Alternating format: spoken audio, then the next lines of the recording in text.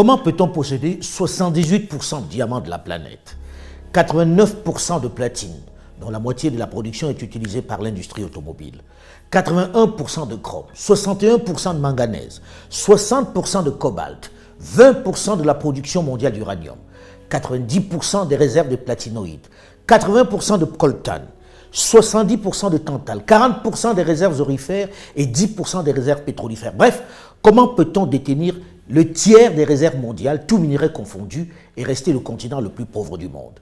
Qu'est-ce qui peut expliquer cette ineptie, cette incongruité? Et comment en sortir? Certains profitant ou jouant sur notre propension à tout expliquer par la fatalité, la sorcellerie ou le spirituel, la volonté de Dieu, ont sorti le fumeux concept de la malédiction du pétrole, ou plus fort, la malédiction des minerais, des matières premières. Pourquoi elle n'existerait que chez nous et pas chez les autres?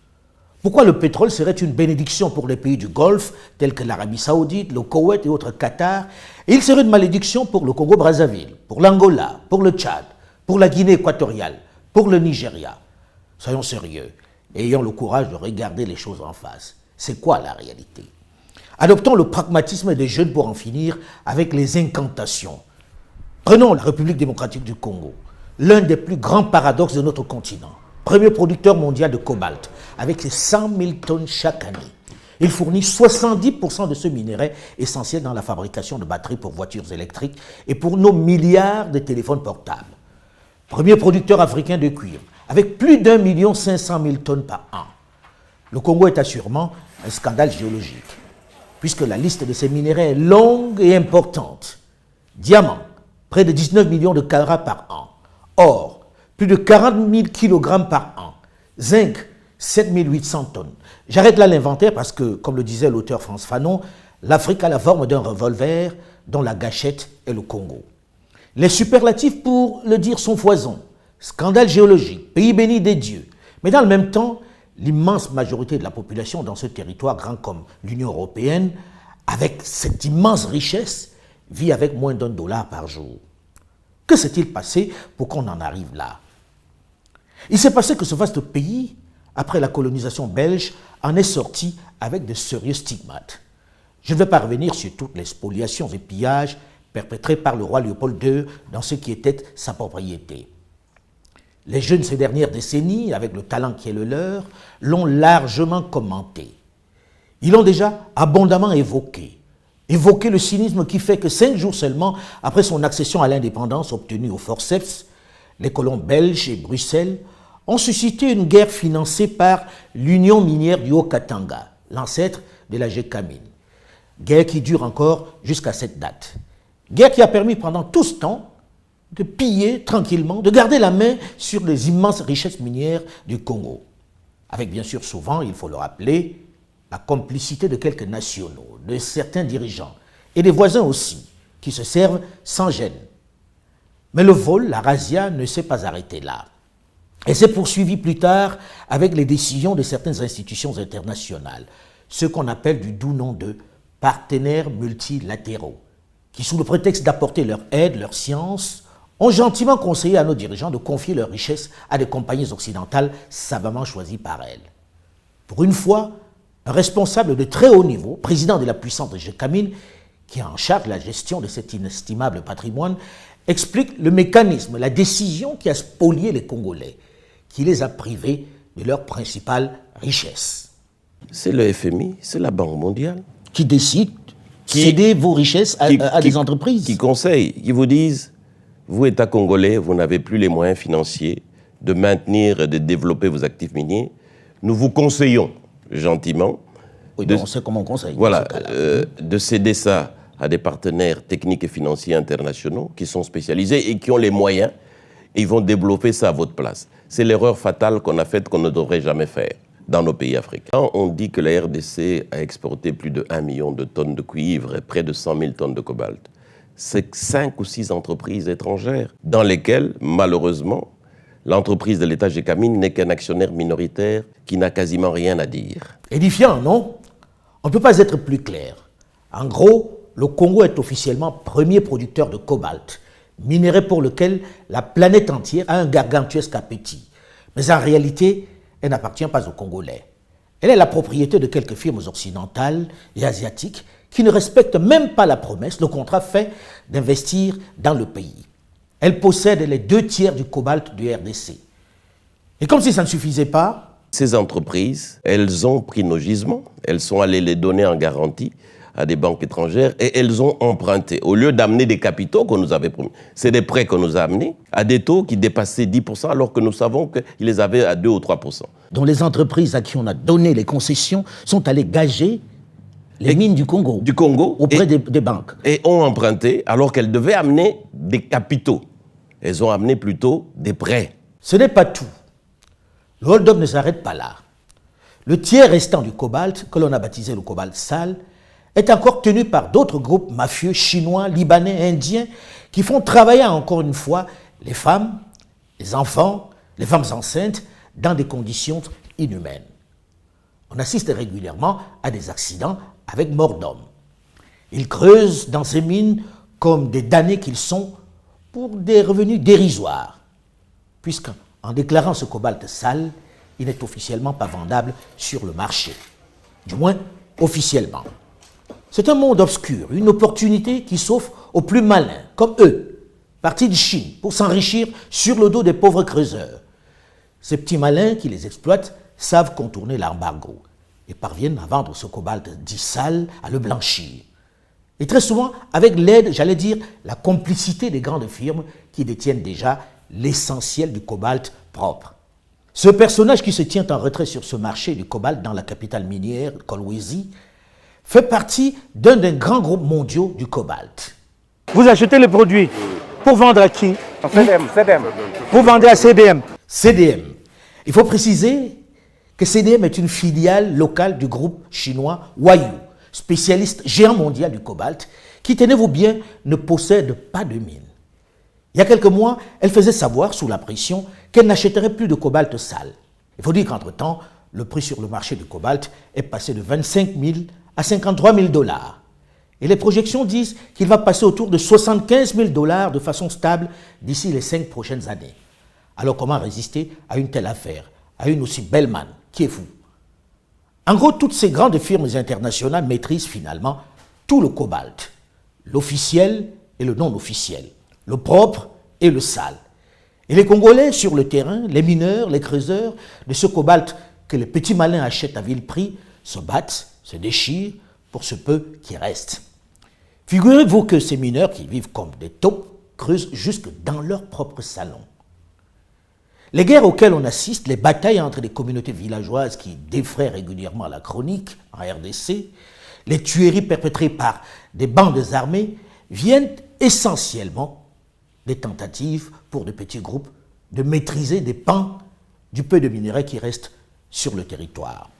Notamment dans l'est du pays, où ils se tuent pour des miettes qu'ils revendent à bas prix à ces trafiquants.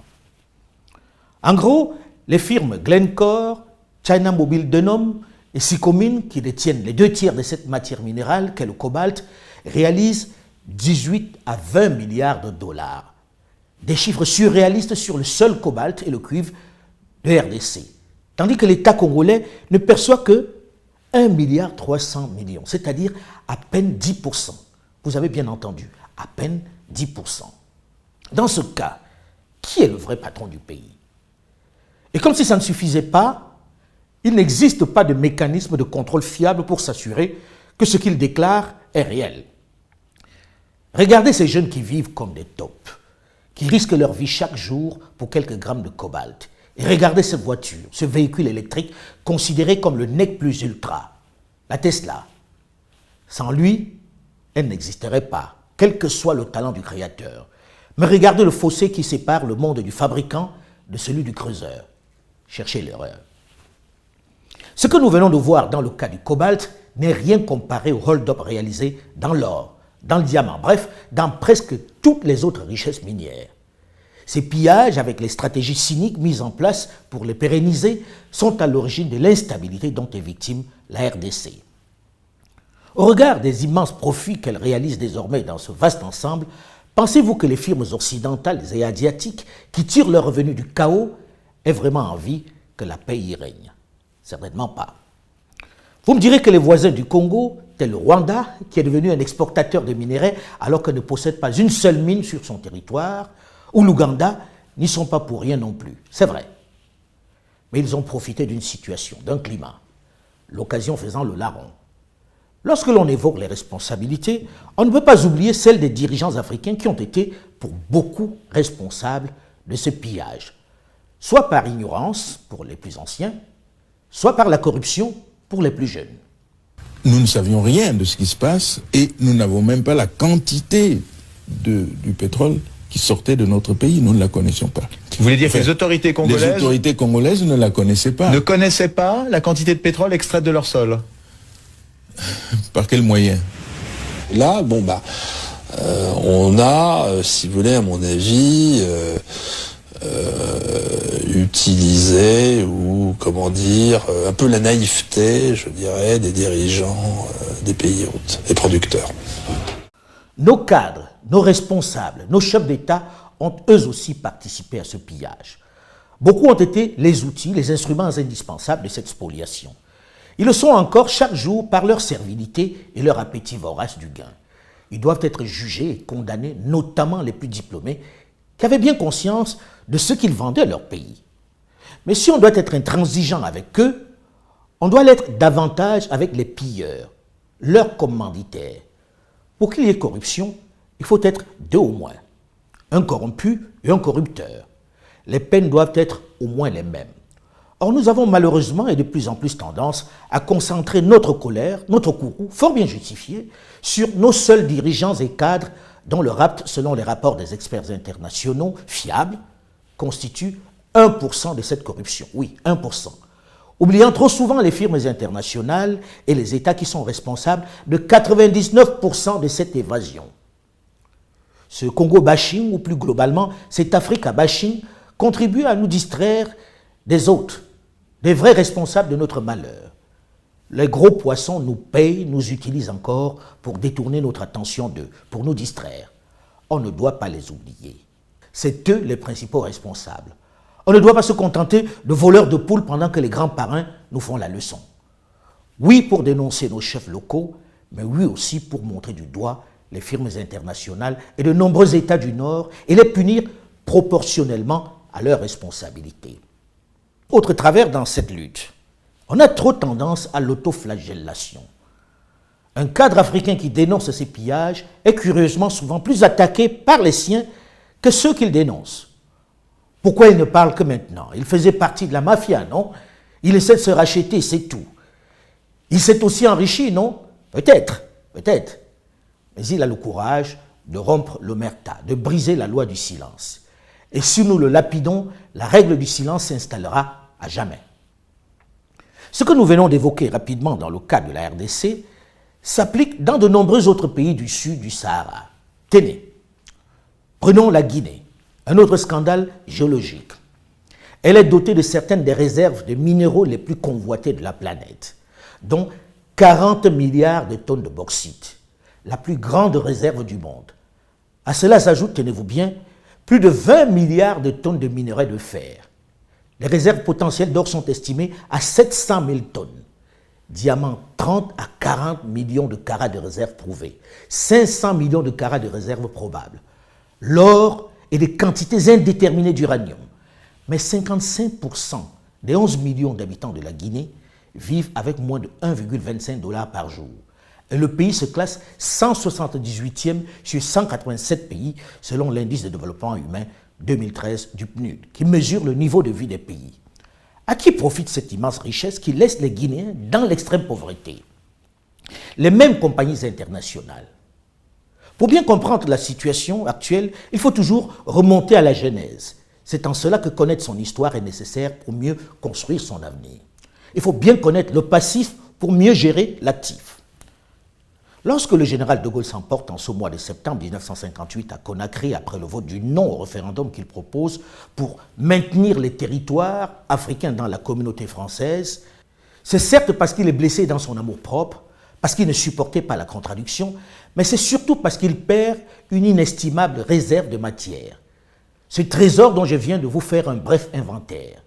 C'est pourquoi il va décider de fragiliser le jeune État et de mettre en difficulté son jeune président Ahmed Sékou Touré. Il ne se contente pas de partir en emportant jusqu'aux fils électriques. Il essaie même de déstabiliser le jeune État en fabriquant des faux billets de Sili pour faire s'effondrer son économie. Le but est de susciter l'insurrection pour qu'il tombe et que la France revienne en libérateur. Seulement, le calcul va s'avérer faux. Malgré les tentatives de déstabilisation, Sékou Touré, le paria, l'effronté, tient. Il tient, c'est vrai, mais il se tourne vers d'autres partenaires qui vont exploiter sa fragilité, qui vont faire la même chose que les nations occidentales. Sous le prétexte de soutien idéologique, l'Union soviétique de l'époque, l'URSS, qui manque même de tact et de considération au point de lui fournir des chasse-neige dans un pays qui n'a jamais vu un flocon, va progressivement s'accaparer une bonne partie de ses minerais. Il a simplement changé de maître. Autre exemple de tour de passe-passe réalisé pendant que nos parents croyaient en l'amitié et au concept d'aide. Le Niger et son uranium, où l'État cède en 1968 la principale concession d'Arlit de 375 km² utilisée comme combustible nucléaire dans les centrales nucléaires en France et pour la force de dissuasion nucléaire française. Les autorités nigériennes l'ont donc cédé à l'ancêtre d'Areva pour 75 ans. Ce qui veut dire que lorsque l'on parle du Niger comme le troisième producteur mondial d'uranium, c'est un peu une vue de l'esprit, dans la mesure où les Nigériens les récupéreront, avec un peu de chance, leur principale mine qu'en 2043, soit dans 23 ans. Et qu'est-ce qui en restera? En attendant, les femmes et les enfants qui meurent de faim dans cette région du nord du pays où la misère a installé Armi peuvent regarder en silence passer les camions qui transportent leur uranium en détruisant les routes. Certains jeunes y ont préféré rejoindre les groupes terroristes. Je ne vais pas m'étendre indéfiniment sur l'ensemble des minerais qui sont passés des mains des anciens colonisateurs à celles de leurs firmes. Mais je ne résiste pas à la tentation d'évoquer les nombreux contrats léonins dans le domaine du pétrole et du gaz, notamment les cas du Gabon, du Congo-Brazzaville, de l'Angola et du Nigeria. Qui est capable de dire quelle est la part du Gabon dans l'immense réserve qui a fait de lui un émirat pétrolier? Dans les anciens contrats, il avait moins de 20%. C'était le pétrole d'Elf. Encore de l'histoire. Il faut que vous, jeunes, vous en soyez imprégnés si vous souhaitez récupérer votre patrimoine en toute légalité. Lorsqu'à la fin de la décennie 50, sous la poussée nationaliste qui agite l'Algérie, qui est française à cette époque, Paris comprend qu'elle risque de perdre sa principale réserve pétrolière, elle se retourne vers le Gabon où viennent d'être découvertes d'importants gisements. Elle y met le paquet pour l'exploiter. L'outil est ELF, qui signifie électricité et lubrifiant de France. Le Gabon devient sa principale réserve. Au moment de l'accession du pays à l'absolue indépendance en 1960, elle y laisse naturellement à sa tête un homme de paille, Léomba, qui est même carrément opposé à cette accession à la souveraineté internationale. Il supplie le général de Gaulle pour que le Gabon reste dans la communauté ou devienne un département français comme la Martinique ou la Guadeloupe. Mais l'homme du 18 juin 40 n'accède pas à sa demande. Pour lui, cette indépendance n'est rien de plus qu'une démarche symbolique, puisque le pétrole continue d'être contrôlé, d'être exploité par la France. Normal que le contrat pétrolier soit lyonnais, puisque c'est Paris qui l'établit. C'est son pétrole. Et pour s'assurer que personne ne va contrarier son projet, il va choisir un président servile, un gouverneur noir qui n'hésite pas à dire ceci. Tout Gabonais a deux patries, le Gabon et puis la France.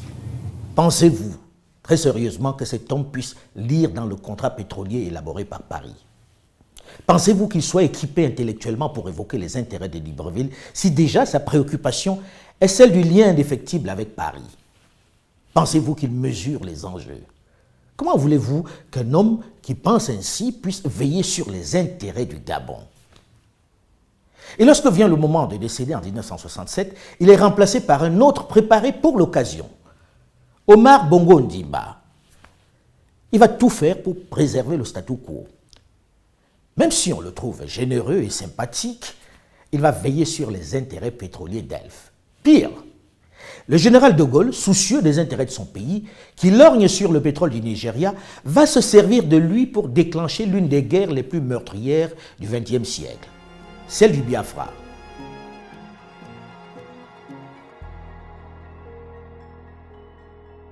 Je reviendrai sur cette question du pétrole dans une autre chronique, tellement les faits sont graves, tellement La supercherie est énorme, tellement l'imposture est inacceptable. Ce qui explique l'omerta, le grand silence entretenu autour de la question. Difficile d'avoir accès à ces contrats. Très compliqué, même pour un ministre, d'accéder à l'information. Cette opacité illustre bien ce qui s'y passe. Circuler, il n'y a rien à voir. Mais pour nous résumer, lorsqu'on dit que l'Occident et maintenant certaines nations d'Asie ont pillé l'Afrique, on voit bien à travers cet inventaire, qui est loin d'être exhaustif, que ce n'est pas une vue de l'esprit. C'est une réalité criarde.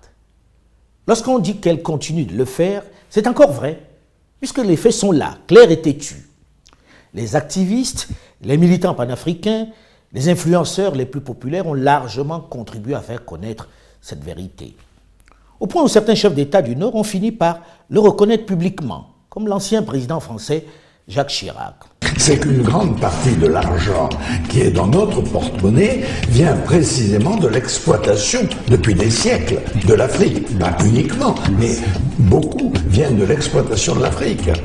Alors, il faut avoir un petit peu de bon sens, je ne dis pas de générosité, de bon sens, de justice, pour rendre aux Africains, je dirais, ce qu'on leur a pris, d'autant que c'est nécessaire si l'on veut éviter les pires convulsions ou difficultés avec les conséquences politiques que ça comporte dans le prochain avenir. Les lignes bougent sous les cris, les manifestations, les écrits, les marches des activistes et panafricanistes de tout poil.